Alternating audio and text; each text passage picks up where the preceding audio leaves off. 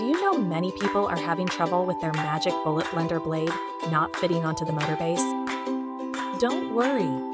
In this video, we'll show you how you do this. Let's start.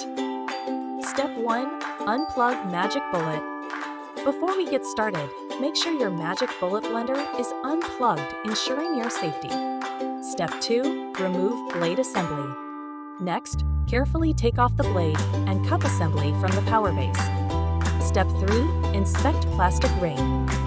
Inspect the plastic ring present in the blade attachment for any possible obstructions or misalignment.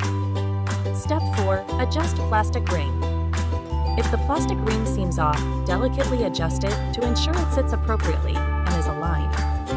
Step 5. Reattach blade. Now, affix the blade back onto the cup securely. Make sure the plastic ring is fitting correctly on the base. Step 6. Test blender function.